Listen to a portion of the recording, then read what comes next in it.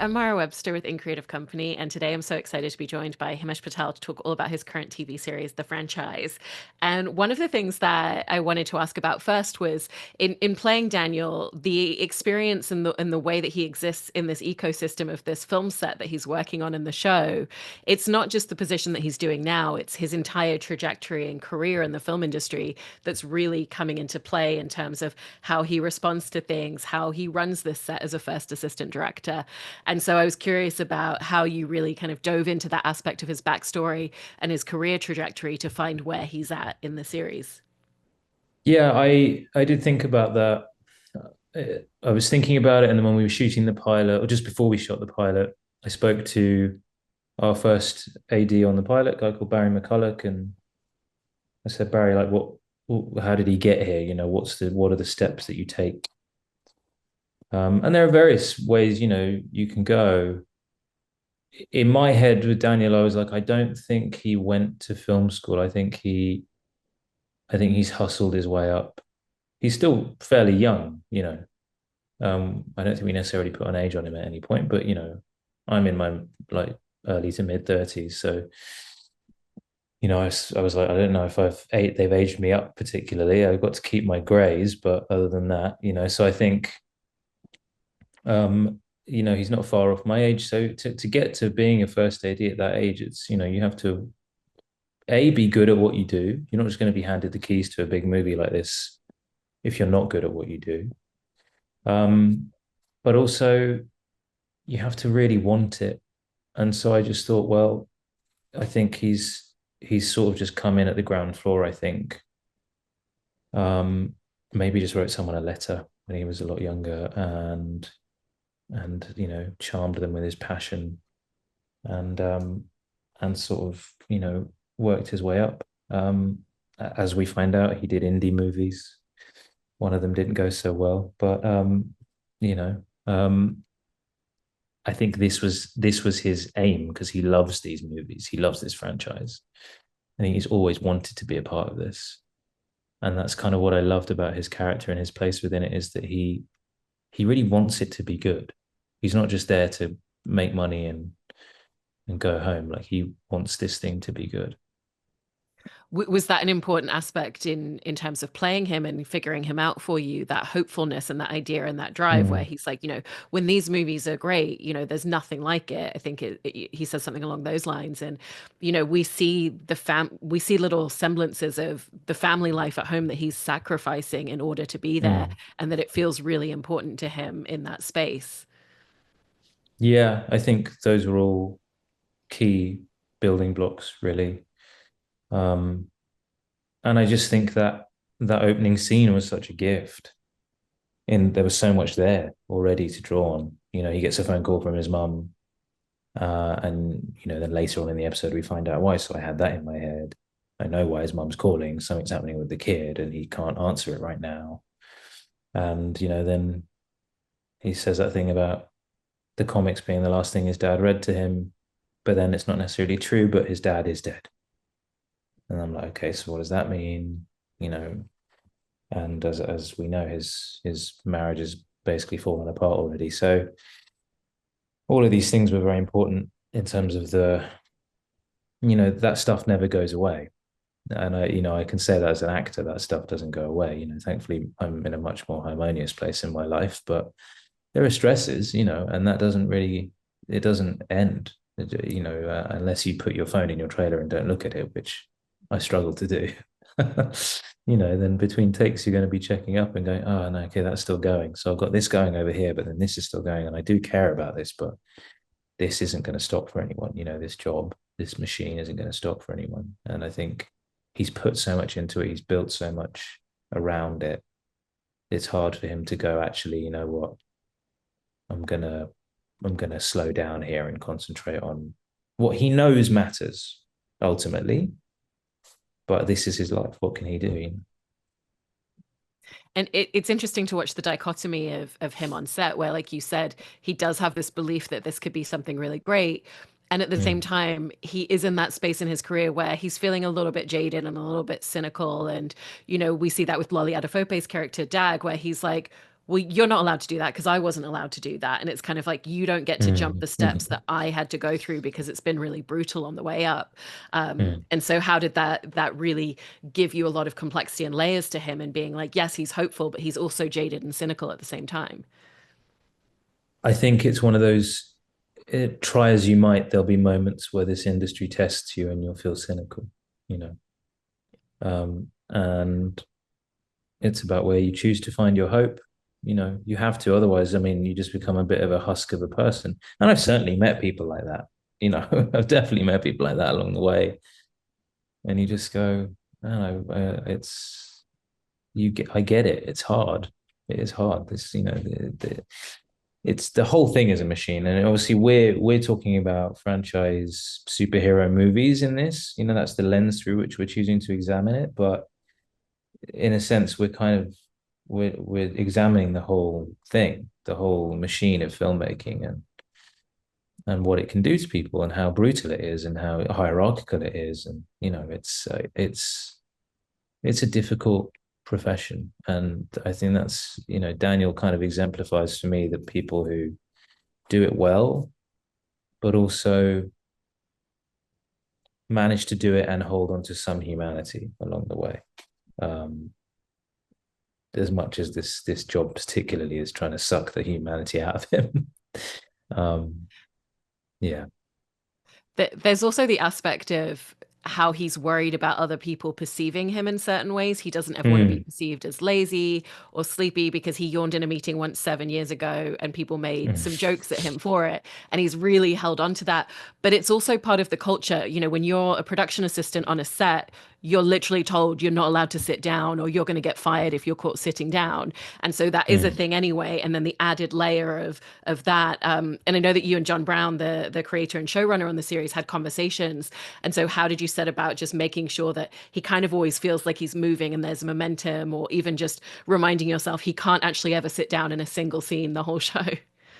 Yeah, that was a conversation we genuinely had. Like, we don't think he should sit down. We shouldn't see him sat down at any point, apart from when he's in his car and he's like leaving, basically. And I think we only see that twice or thrice in the whole series. So, you know, um, yeah. And then, you know, we see him when he's having a quick nap, but even that gets disturbed by a huge revelation, really. But so it was a great physical choice for me. As much as I can't say I carried it through my entire day, I wasn't that method. I had to sit down myself, but it was helpful for me in terms of blocking scenes, because of course we had a team of wonderful directors across all the blocks, and maybe it was one of those, you know, things that hadn't quite been sort of, you know, prescribed to them necessarily. But we'd start blocking and they would be like, I think Daniel's maybe sat over here, and I'd be like, I understand what you mean, but John, I don't think he can sit down, right? And John's like, yeah, yeah, probably not actually, yeah. So it always made sense to me that he should be the one sort of, you know, he's waiting on everyone basically, you know. Yeah. Eric's the one who sat in his chair barking orders at people. Um, and he's the one sort of waiting attentively on his feet at all times, ready to spring in whichever the direction he's hurled next, you know. And part of the precipice of where that incident came from was that he holds a lot of resentment to Aya Cash's character Anita for feeling like Mm, she was the instigator and everyone making fun of him. And when she first shows up on set, for him it's very unexpected. He didn't anticipate seeing her there, but she's also had this career trajectory and is now there as a producer and is his boss, which creates a very different dynamic. And so in those first few episodes where she's more of an antagonistic force to him, how did you mm. want to kind of like mine that history and that resentment that he's feeling? Well, it was fun as it sort of unfolded, and we could get more of an idea of, okay, this is where it is, you know, because I think John was kind of playing his cards close to his chest, I guess, in a sense that they were still working out the finer details of things before we then restarted, you know, and shot the rest of the season. And but then when we got those first two episodes that we went in to shoot as our first block, there was just so much there, you know. And we got the fact that they were in a relationship, the fact that that's how it ended. It ended in betrayal. And then we had the whole incident with the yawn and the fact that, he feels that it was not just a betrayal of their relationship, but also a betrayal of their sort of that they were going to be climbing the ladder together. And she sort of threw him under the bus. And so that was all wonderful to then have in my back pocket as sort of like, this is what's driving his, you know, at times pettiness, really, is that he's kind of holding on to that, and he sat there going, well, despite all of that, I got this far. But I think the flip side to that, which I enjoyed, was he's not often, he can be petty, but I think there are times where he uses it constructively, the sort of informality of their relationship, um, which I think otherwise wouldn't happen between a producer and a first AD. You wouldn't have a first AD going, let's deconstruct this movie and save it. I don't, that's what made that relationship so dynamic and so important as the series went on, is that, these two people can trust each other despite, what's happened in the past. There's an understanding between them. And as far as Daniel's aware, she's kind of in it for the right reasons, and is going to support his vision. But then what's interesting again about that is that her narcissism maybe brings out his narcissism. So as I say, there's something about this machine of filmmaking that brings out some of the best in people, but also some of the worst. I know, and I think what's really wonderful in the way that that relationship plays out through the series, to your point of they do become allies to each other, is that it's really not straightforward, and it does take him a little bit to kind of overcome certain hurdles, and oh, I think I trust her now. Oh, wait, she just said this, and so maybe now I'm suspicious Mm, again. And yeah. so, was it important to you to have that very realistic, constant push and pull where he's really trying to read her in a lot of situations? Yeah. And I love those scenes, where there was that push and pull. I mean, there's that scene at the end of episode 3 after the whole woman problem thing, and they've really butted heads on that, and that's where he gets quite petty, and he doesn't save her when kind of, when things start to go quite wrong for her. But then there's the scene in the office, and it just feels like there's a bit of he just kind of relents a bit. I think, she kind of, that informality comes in where she can be like, look, and he kind of gives her the cheat codes, as he puts it. So it's I really enjoyed the way that their sort of conspiratorial thing really built slowly over the season, and I mean, as people will see, it sort of climaxes in a very fun and hilarious and, you know not necessarily cathartic way. I know, and even to that point as well, there's a great moment in the show where they've kind of planned a way to really work Eric, the director, together. And it's that she reams him out in front of everyone. She's like, it's on you, Daniel. How could you let your director have hour-long conversations with his cast before filming scenes? How could you let him go over and do so many takes so that Mm. the day's going long? And it's all Mm-hmm. their way of getting at him. But then he kind of has this backtrack when he's like, wait, other people are joining in now. And did you find that quite often for Daniel, that he kind of has these ideas and these plans and he's like willing to throw himself into whatever, but then there are these moments where it misdirects and misfires for him quite often? Yeah, I think because you can't predict what other people are going to do, despite your best laid plans, and just the insanity of filmmaking and making TV and anything that you try to make. I think one of the things is communication, and a lot of stuff ends up getting miscommunicated, or things get lost in translation or whatever. But also, one of the things is you just can't predict what's going to come around the corner, what mishap will happen, who's going to get their eyes burned, or who's going to, which two actors aren't going to get along with each other, X, Y, Z, these kind of hurdles that you have to overcome. So you can lay plans all you like, and they can be quite sound and they can be quite sensible, but things will continue to occur that will just throw you off completely, and then you have to improvise all over again. One of the things that I love that John and the writers did is that they allow the characters to, be a little bit petty, be a little bit short, be a little bit prickly with each other, But at the same time, there is this real camaraderie amongst everybody in almost every circumstance at the end of the day because they're all there for the same mission and the same reason. And I think to your point earlier, you were saying, Daniel's not a really petty person, but at the same time, he's stressed. There's a lot of tension. He's exhausted. So he is going to snap at people and say things that maybe Hmm. he shouldn't sometimes. And so, how did you find that middle ground of what that was going to look like for him to be able to snap at people, but also to know that he really doesn't mean those things underneath it? Yeah, it was interesting because I came at it. I remember when we first started to go like reading through the pilot and rehearsing that opening scene because that was the first we started with that. Thankfully, I was glad to sort of just tackle that one straight away. But you know, I'd worked with Armando and John before on Avenue 5, and that show had a very sort of cutting element to it. And of course, like, the tone of anything that Armando oversees is a lot of wonderfully sort of cutting insults and one-liners and that sort of thing. So I came at it with that sort of spikiness. And the note that Sam gave me was kind of what we've talked about here, which is that this guy's hopeful and he's got to keep everyone buoyed and happy. He's got like if he starts getting and Sam spoke from experience, I suppose. He's like if the first AD starts getting spiky and aggressive too often, people will start falling by the wayside.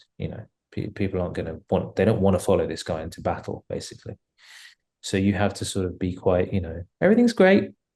I mean, everything's falling apart, but everything's great. Um, and then I suppose there are people who you might hold to a higher standard, or people who you go, you need to get in line with me. We're in this together.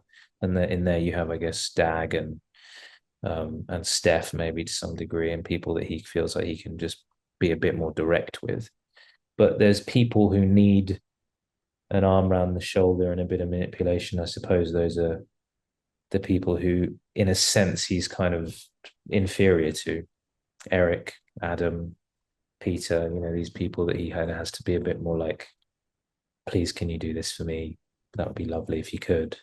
Instead of, whatever the line is, I say to Lollies to Dag at some point, like, I will actively destroy you or something like that, which is like incredibly direct. But yeah, so it was fun to have those sorts of directions to go in. It's always fun.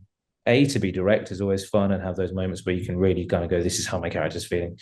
But it's also very fun to sort of have those scenes where you're like just smiling and nodding and the person opposite you is telling you they think they're turning into a sheep, but you have to sort of pretend that that's perfectly normal and fine, actually, and everything's going to be okay. It's always a joy. I know. I feel like there's so many great moments where you get these little flickers in your performance where, he's absolutely smiling and he's like, yep, everything's wonderful, everything's great. You're not turning into a sheep, everything's fine. And then it's the Mm, moment that you turn away from that character that the facade just drops. Was that something that just mm, mm. naturally happened a lot for you and you kind of notice like because he's projecting, but that's not really how he's feeling? Yeah, and I've grown up seeing first ADs do that all the time. It's amazing. Sort of, I've always been an observer on set. It's always been fascinating to me to see people sort of go about what they do. But it's always amazing seeing like, the way the first ADs sort of have to, approach the matter and sort of go, okay, are we ready to do that? That's great. Okay, wonderful. And you can just tell they just like really just want to go to bed, but they'll just have to smile and nod and go, great, this is what we're doing, everyone. Here we go.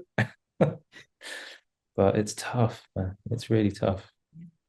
No, it's a really, really incredible job and the intricacies of every single thing that Mm, they have to know.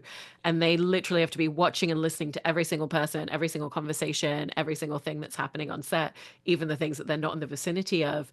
And so how did that affect the way that you were going through scenes? Because there's a lot of really long one takes that are moving around between different facets of this set. And Daniel has to be the one person keying into every single thing around him consistently.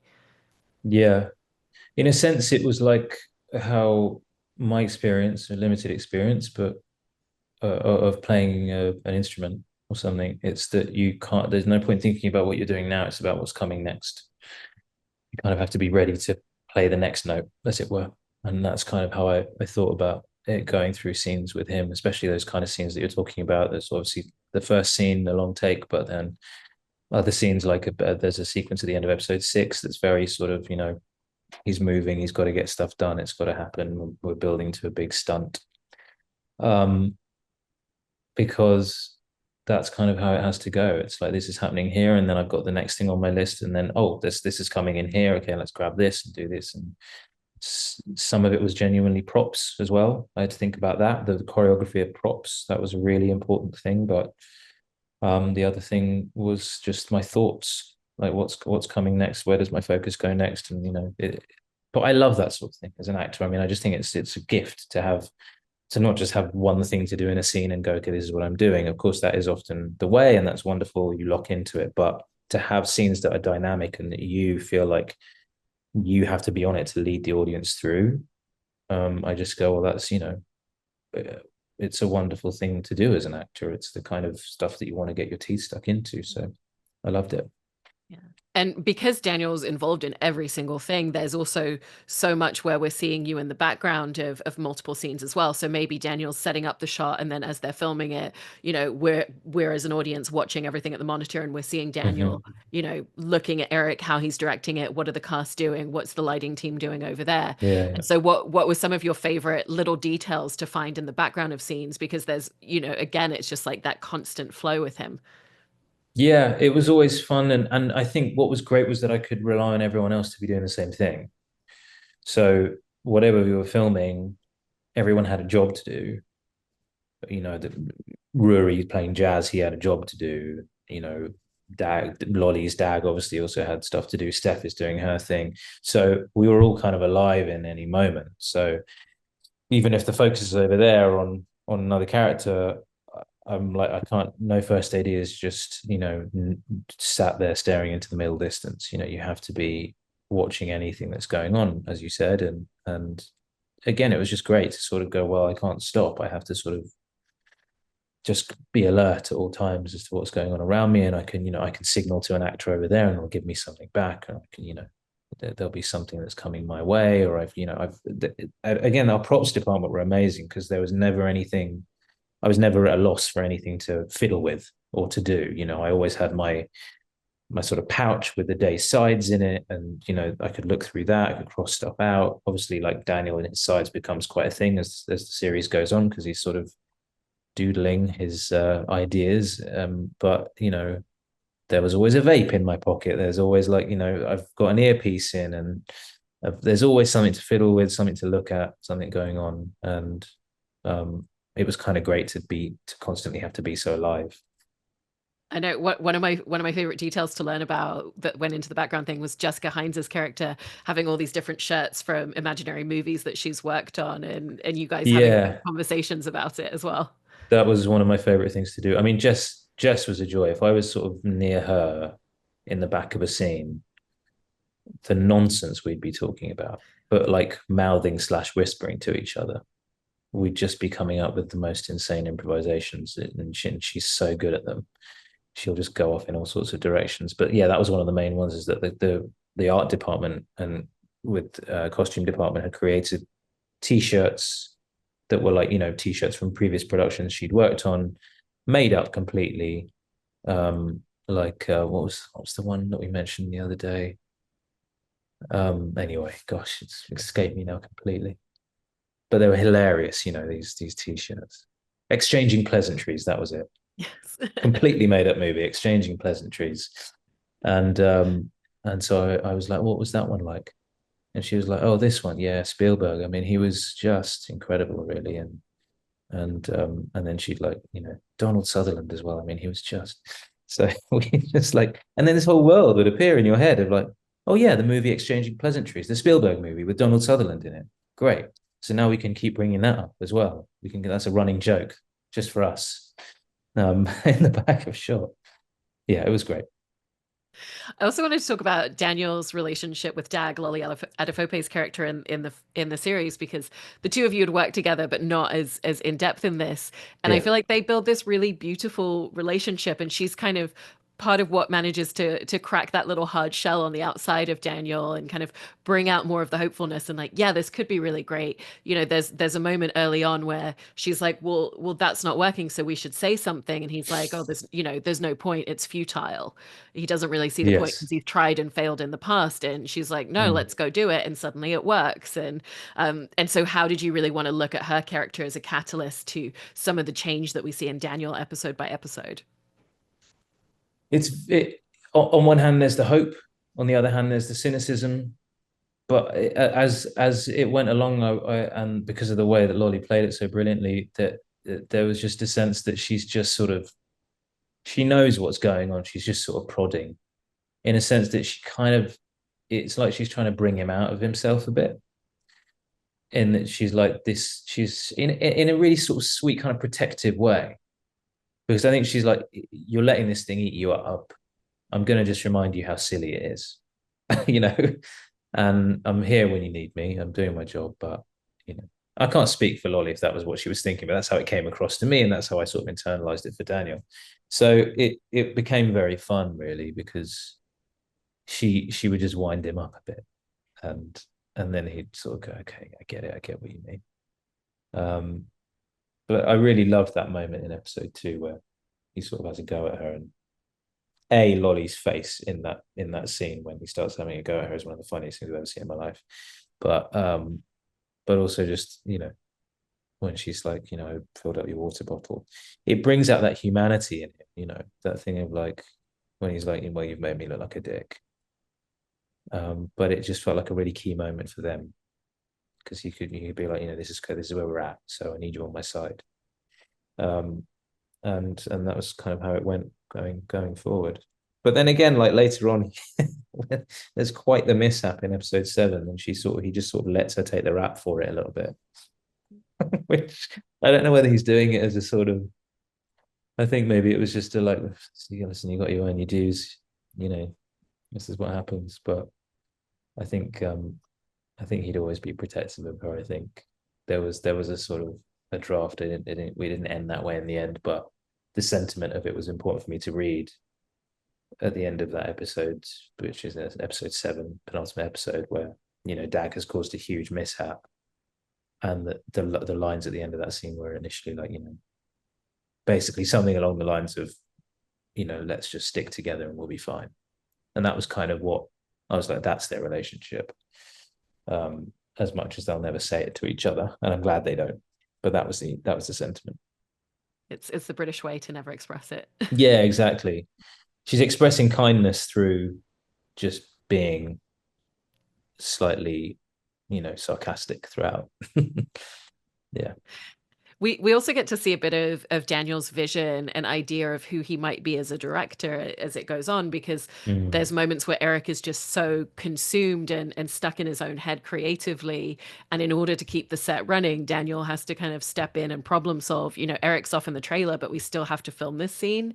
And you really get this sense that it's just this part that's been inside of him this whole time, but no one's really known it's there or looked for it. And he hasn't Mm-hmm. really found an opportunity to pursue it. And this is the very unexpected moment.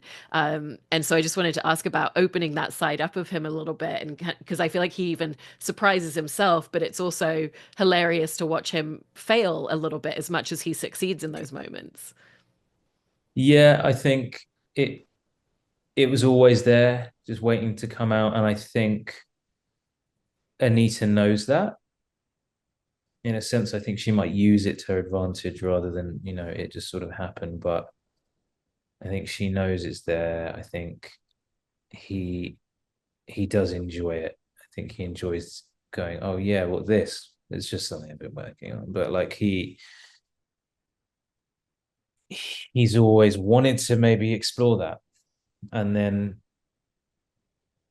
he begins very altruistically trying to keep this movie together, but I think it ends up becoming a slightly sort of narcissistic endeavor to maybe ingratiate some of his own ideas because he thinks he knows better, and maybe he does, but I'm not so sure. I think it's always a mistake to start doing stuff covertly, and I think what makes it ultimately quite heartbreaking is that he does like Eric. He wants Eric to succeed, but Eric's not helping himself.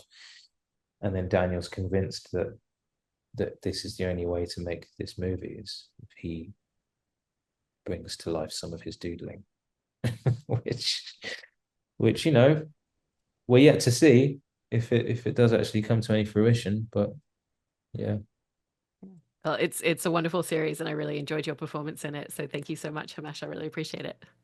thank you. Thanks.